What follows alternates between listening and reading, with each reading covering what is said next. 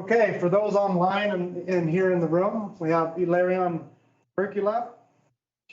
He is the president of the Global Center for Indigenous Leadership and Lifeways, and also the co-founder and ongoing key speaker for Wisdom Weavers of the World.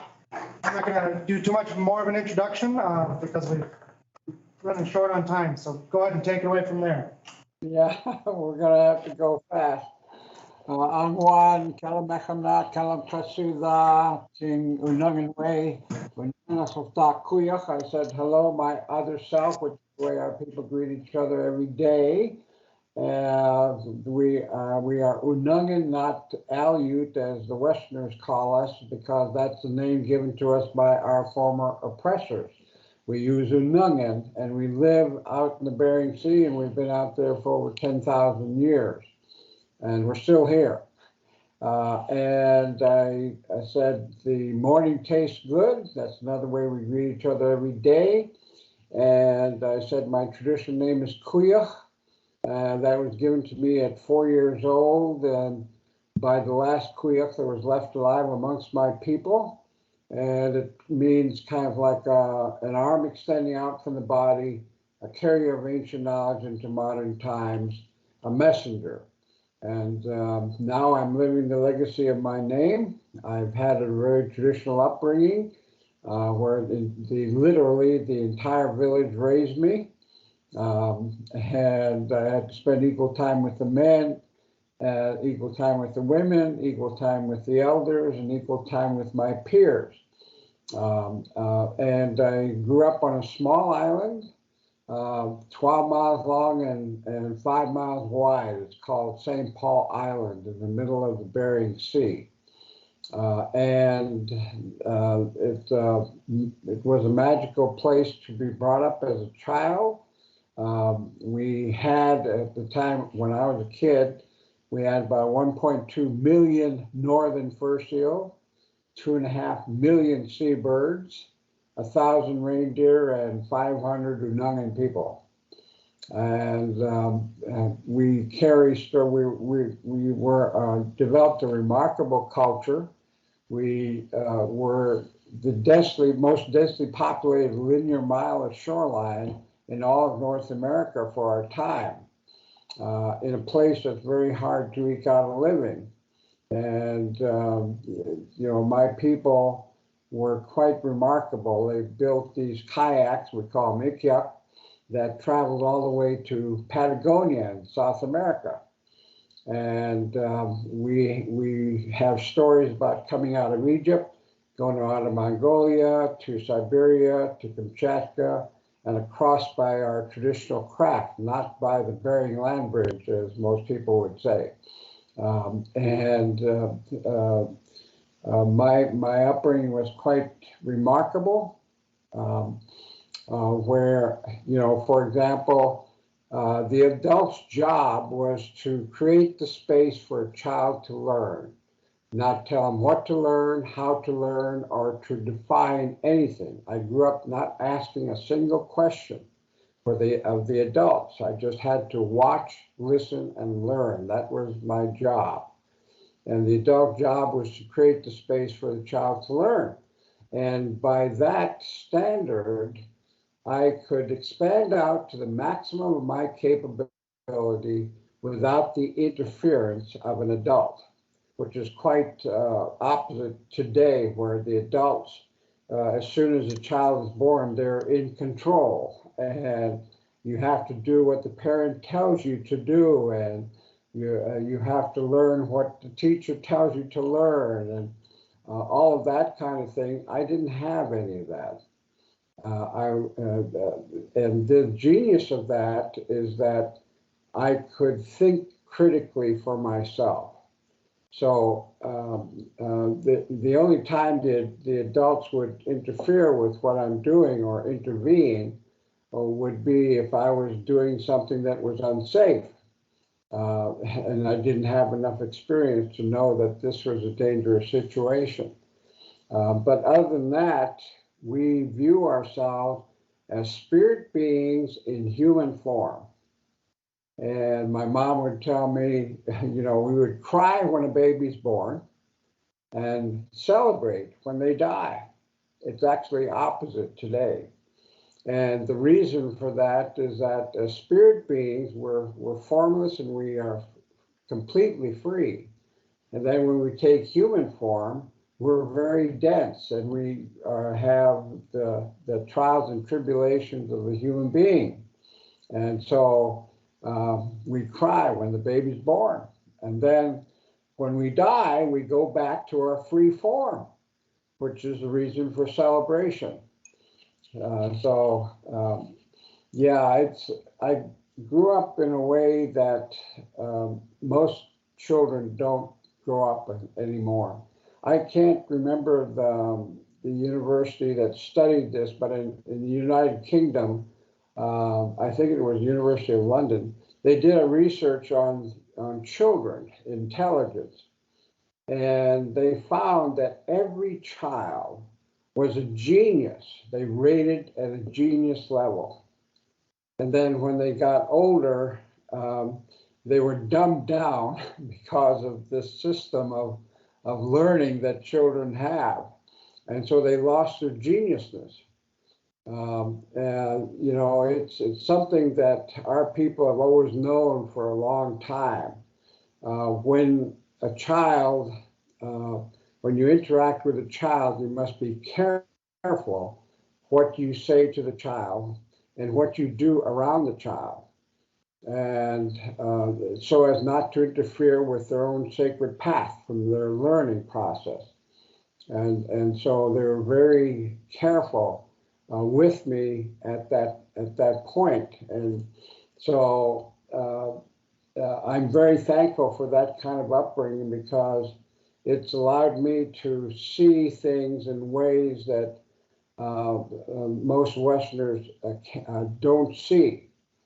And so now I'm living the legacy of my name. I founded the Wisdom Weavers of the World. It's composed of elders from all over the world. And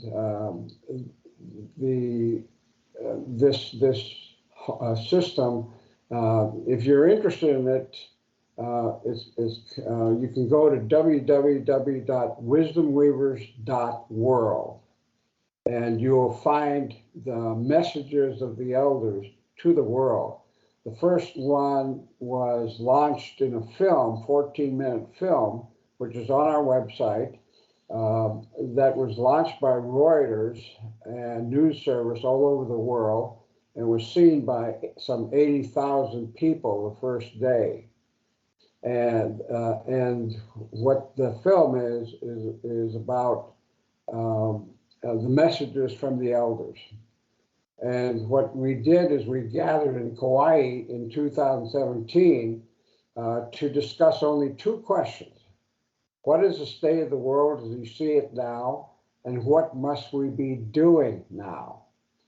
And so that was just fascinating, because the elders know so much that the Western world should hear, should pay attention to, about what's happening to the world. What they're saying is that we've got to change our consciousness now. That our consciousness is of the mind right now. We think that the center of intelligence is in the mind, in the brain. But traditionally, it's the heart that would tell the mind what to do. And the mind's job is to implement that which your heart is telling you. And today, with the center of it, this consciousness being in the mind, it's telling the heart what to do. And so we have the mess that we have in the world today: political corruption, conflict, wars, so the gross violation of women, refugees. All of these issues are due to this change, this lack of consciousness. Even Einstein said, you can't solve the problem with the same consciousness that created the problem. And what's happening is Even the state-of-the-art solutions, the state-of-the-art technologies are nothing but the old regurgitated as the new. And so, for example, you think that hybrid fuels is a good idea, right? It's supposed to diminish the amount of stuff we put in the air. But when the U.S. converted to hybrid fuel, many of the world's farmers converted from food crops to fuel crops. And as a result of that, they increased the cost of living and increased starvation across the world. That's an example of the state-of-the-art thinking today, which is really nothing but the old regurgitated as the new. And the central piece for me is that we have forgotten what it means to have personal authority, self-authority. This is what I learned as a child. I was given self-authority. It was not interfered with. And this self-authority, when you're raised as a child, as an infant and on up, the adult, you have to listen to the adult, right? And you go to kindergarten, all the chairs are facing one direction. To what? To the authority. Then you go from kindergarten to postdoctorate degree. It's always the authority that you refer to. And if you don't listen to the authority, you're not doing right. And so I maintain that colleges, universities, et cetera, that follow this formula are dumbing us down. And we need to find our own personal authority by going to one's heart. What I find in my life, I'm 73 years old now, is that I follow this personal authority, and it allows me to think critically about the issues in the world and about my life. And this is something that we are totally lacking now. For example, we say, oh, global climate crisis, the wars, whatever it is, it's too big for us. It's too big for me, and I can't handle it. But when you get into personal authority, you don't think of things in terms of problems that are too big for you. You just follow your heart. And what the elders are saying is that your heart will tell you what you need to do now. We are in a point in time where the human race, the human species, is nearing the brink. And we think about, nobody ever talks about, for example, there are thousands and thousands, tens of thousands more environmental organizations in the world today than there were 30 years ago. Everybody knows this, but yet human beings are coming to the edge of extinction, and nobody asks why. This is something that we need to think critically about outside of focusing on the mind. I learned how to be out of the mind when I was 6 years old. I watched the seabirds. We remember we had 2.5 million seabirds when I was a kid. Underneath one cliff were tens of thousands of birds. They were just amazing. Very few people can experience that today. There were thick-billed murres, common murres, least auklets, crested auklets, tufted puffers, horned puffers. I mean, you name the species, the migratory seabirds, they were there. And I loved to watch the seabirds. I started at 6 years old. I would walk out of the village in the night by myself, 3 miles out of the village, to be at the bird cliffs when the sun rose, because when the sun rises, they wake up and they fly off the cliff ledges and they make a circle, a gigantic circle in front of the cliff, waiting to collect members of their species before they go out foraging. And, you know, it was just magical. The birds were just all kinds of sounds. You can't imagine the cacophony of sounds that were there. And they would fly within inches of me. They'd be oblivious to the fact that I was there. But I noticed, you know, the birds fly in every which direction, in apparent chaos, in front of the cliff, up, down, horizontal, vertical, different speeds. And yet in that chaos, I noticed something very important, that the birds never even clipped a wing in this apparent chaos. They just never did. And I wondered, what's the difference between seabirds and us? And I thought, well, birds don't think. I was 6 years old. Birds don't think. Okay, well, I want to be a seabird. And so I worked at not thinking for maybe a couple months until I got it, until I could not have a single word come through my mind for hours. And when that happened, that's when I realized that it's the whole body that's your intelligence. You use your whole body senses, not just senses that your mind said you've got to listen, or what's obvious, listening and looking. But what happened to me was that I expanded my senses, so that when I went hunting with the men, we would hunt for stellar sea lions. It's not California sea lions, stellar sea lions. We hunt from shore to water.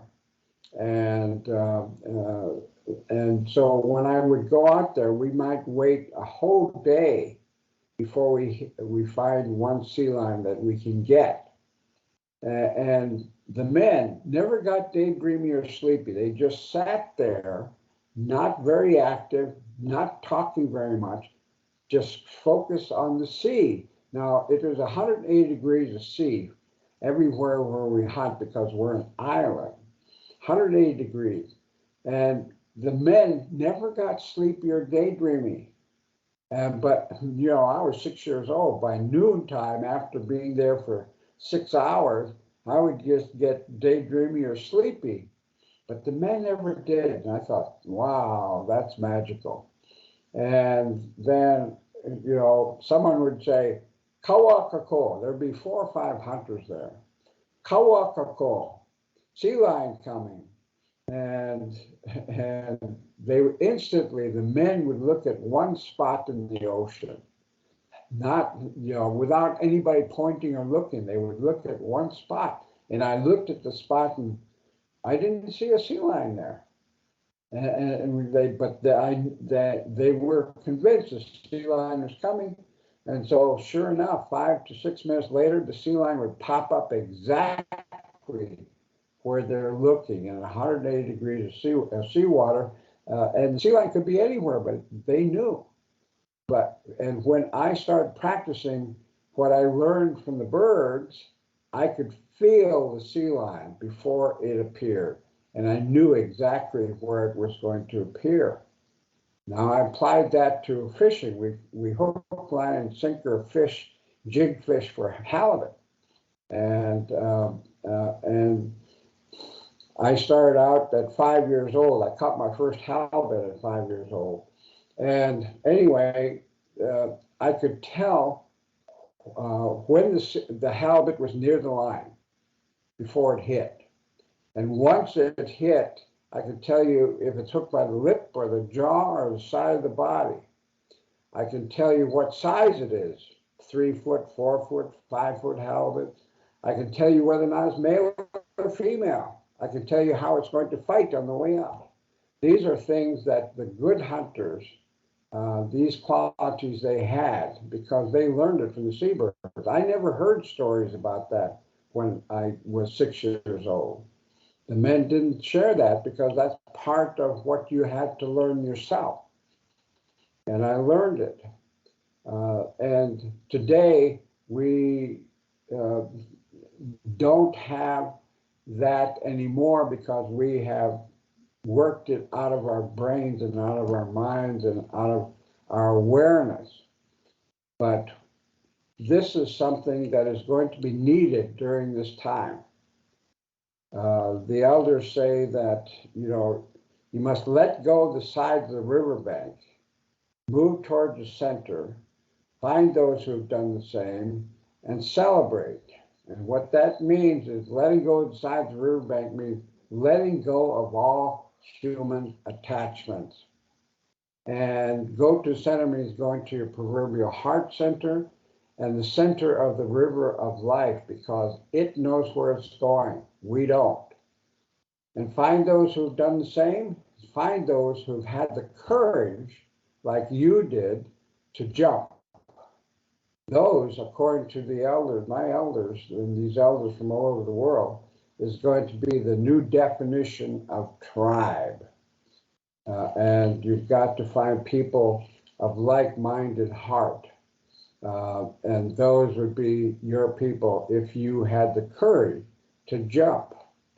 Now, this is something that the sages of the world have always known, that what we need to do to remember who we are as real human beings is to engage your entire body without the interference of the mind, because the mind's job is to process and to know how to use that information. And today we're the most information-based technological group in human history. And we've got warehouses and warehouses full of knowledge, but no wisdom, because we have left our hearts. And the heart never guides you wrong. I know that because I've lived it. It never guides you wrong. It's impeccably right. And it has love. It has compassion. It has patience. It has all of these things that we want, but can't access because we have separated from our hearts. And this separation is the cause for all the illnesses in the world. And so what we're doing now, this quantum physics is finally getting to where Native people understand, and quantum physics is supporting what Native people understand. And we've been asked by the Colombian elders, they organized into a national organization of elders. And they have 115 tribes that are members. All the tribes in Colombia are members of this. They have asked us to help them to implement a vision that they have to help the world through this process. And that vision is to create simultaneous ceremonies all over the world that will create a new vibrational field than the field that we're in now, which is a collective consciousness that is based on fear, control, conflict, and all these kinds of things. And that we must create this alternative field of energy that people can choose to go to. And so the Colombian elders and the wisdom weavers and many others, there are many groups around the world that share the same vision. We're going to hook them all up worldwide and conduct these ceremonies until eventually we have enough mass of around the world to cover the world that we will finish this work. So in light of the fact that we've lost a lot of time, I'm going to just leave it up to open to question. So I have a question. So you said that you were taught kind of as a child to be able to kind of block out like your mind thinking and focus really on your heart, and how you got these heightened senses. Do you see that that's changed any as you've gotten older, or is that still as easy as it was as a child for you? I think I'm still like the child. I mean, amongst Indigenous people, the elders have two qualities. One, the wisdom of the elders, and two, the innocence of the child. And so you have to have that, we all have children, our child within us. And we need to protect that child as we grow older, because that's what has caused us to lose what we're losing now. Besides separating from our hearts, we have forgotten about the importance of this child. I asked my elder, what is this culture anyway? We're singing, we're dancing, we're chanting, and we have all these kinds of things. And the elder said, our professor, our teacher for our culture is a 2-year-old child. 2 years old. And I watched 2-year-olds, a couple of them were playing with each other for a while, and then all of a sudden somebody did something and he got mad, and he just engaged his whole body, and just let go of this anger in 2 minutes, and he was playing with his buddy again. What we are energy beings. We have mental, physical, and spiritual energy. And that when, one of my elders, Rita Blumenstein, who was one of the original 13 grandmothers, she said, we put our feelings inside and don't let them go. It's a toxic field of energy. Eventually will kill you. And so what children do is they automatically release energy of all kinds. They're laughing, they're crying, they're doing all these kinds of things that are letting go constantly of energy that is the basis of keeping ourselves clean or balanced, as we like to say. And so when you have that, I can't tell you how important I feel that keeping this child alive is very important during this time. I have more of a statement than a question, I guess. You're talking about the freedom of the children to not have to live by the adults, telling them exactly what to do.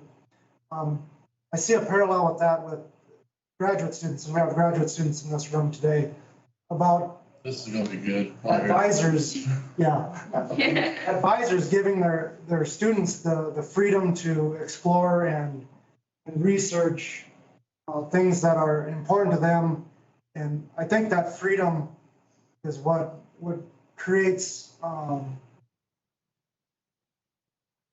hyper intellectual students that are going to go on to important careers that will change the world. Do you see that? Do you see a similarity with that? Well, yeah. I had a Western education. I graduated from the University of Washington. And I find, I don't know what professors will think about this, but I find that I don't use most of what I learned there. But anyway, what the universities do in reflecting what the system is doing is compartmentalize everything. So biology, zoology, astronomy, all these separate things, that helps us to think separately, when instead, the whole is greater than the sum of its parts. That's the native understanding, indigenous understanding. But what universities do is they teach us to take pieces of things, like in zoology. I had real trouble in zoology at the University of Washington. But anyway, they're taking tiny pieces of creation and trying to understand that in terms to try to understand the whole. But we know that the whole is greater than the sum of its parts. So, I've had many talks before scientists. I was at the White House Conference in the Ocean. I was one of 4 Native Americans that were allowed to speak there. And I talked with 500 marine scientists. And I asked them, what is the most abundant marine organism in the world? And everybody, they pitched in and said, bacteria, single-celled creatures and all that kind of thing. And none of them came up with the right answer. And I said, well, consider this. You are supposed to identify what the keystone species are. And keystone species are the thing that you would study. But and I found out there was only one scientist that studied this in the whole US, was studying sea viruses. In a single teaspoon of seawater is 1 billion sea viruses. They're the most abundant organism. And there's only one scientist in the US at that time that studied sea viruses. And, I said, how do you know that isn't a keystone species? That's just an example that we tend to, at the university level, diminish everything by compartmentalizing it and defining everything. I grew up in a way that my people did not believe or practice defining things. And because, I was out with my grandfather when I was started at 4 years old. I had to be with him 24/7 for 2 years at 4 years old. And he taught me just by this one word, tutuda, and he goes like this. I was out there with him in a beautiful day on St. Paul Island. It was flat, calm, and there was no wind, and the seals were barking, the clear skies, the birds were singing, and this is unusual for Pribilof Island, we call it. St. Paul Island is part of the Pribilof. It was unusual because we get 20 days of sunshine a year. We get mostly fog or clouds. 20 days of sunshine. Well, anyway, this day was beautiful, and I had to remark, in Unangan Tunu, we call it, the Aleut language, it's sure beautiful. And he goes, tutuda. That's all he said. Tutuda means listen. And he means listening with the whole body. Because we understand that defining things that move us diminishes that experience. That human experience should be felt wholly by yourself without defining it. And so universities, of course, help us to define things. But there's nothing wrong with that. But it needs to also be coupled with a practice of silence, to listen to what is all around us and within us, Our bodies never lie. They tell us what's happening. And also Mother Earth. You know, we here in Alaska, we live a very, very slow-based pace. We talk slow, we move slow, we act slow. And the reason for that is that we need to slow down in order to hear what Mother Earth is saying. And now we're speeding up so fast that, you know, we can't, it's just dizzying. You know, computers are going faster and faster, and we're talking faster. Each generation that comes on is talking like nonstop. And then I go to restaurants anywhere in the U.S. and people are talking, and they get louder and louder and louder because they want to be heard, and they can't be heard as people get louder. And it's crazy making, all of these kinds of things that we have created. And we've got to think about what we're doing. Okay, I think we have time for one more question. I guess I'm kind of like Ty. I don't necessarily have a question, but just more of a statement of the principles and the idea of connecting and listening that you've discussed really resonates kind of on a spiritual level of the, you know, acknowledging that connection with the earth. And I appreciate you sharing that. Yeah. You know, during these time of very daunting things that we are facing as human beings, we need to listen to our hearts, because there are no more gurus anymore. There's no more gurus, singular gurus. We are all gurus right now. We were born here on this earth, as spirit beings in human form, for a purpose now. The purpose is to save ourselves by remembering who we are and how we were created for what. And, you know, unless we do this, the things that we see around us today are not going to be here. And many, many people are not going to be here. And we've got to take this very seriously. And so I plead with young people, you are still inquiring about what things are, you know that everything in the world is going crazy, and you inside know what you need to do.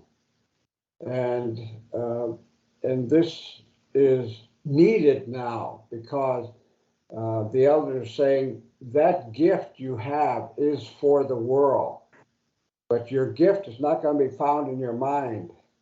Your heart will guide you to what your gift is.